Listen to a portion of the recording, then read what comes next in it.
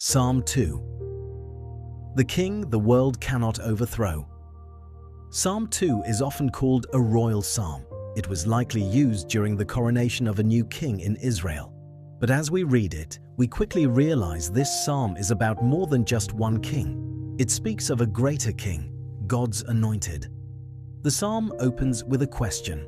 Why do the nations rage and the peoples plot in vain?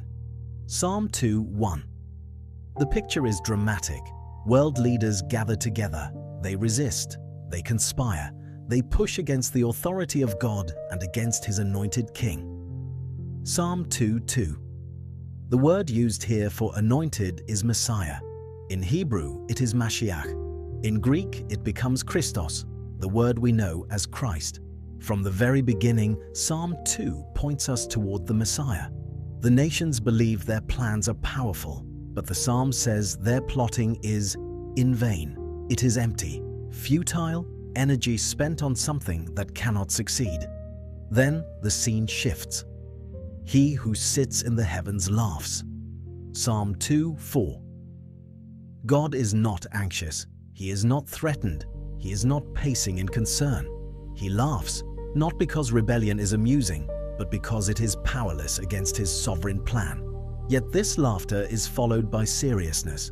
God speaks in righteous anger against persistent rebellion. Psalm 2:5.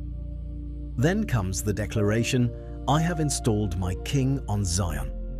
Psalm 2:6.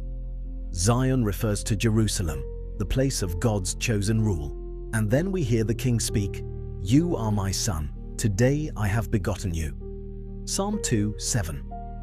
These words echo God's promise to David in 2 Samuel 7:14, where God declared a special father-son relationship with the King of Israel. But the New Testament takes this even further. In Acts 13:33, Paul connects this verse to the resurrection of Jesus. Hebrews 1:5 also applies it directly to Christ. Psalm 2 ultimately finds its fulfillment in Jesus, the true and eternal King.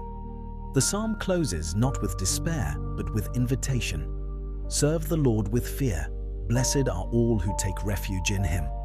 Psalm 2:11-12. Psalm 2 reminds us of something powerful. Human authority is temporary. God's authority is eternal. The world may resist, nations may rage, but God has established His king. And the safest place to stand is not in opposition, but in refuge under the rule of the Messiah. Thank you for watching, and don't forget to like, subscribe, and click on the notification bell for more content like this.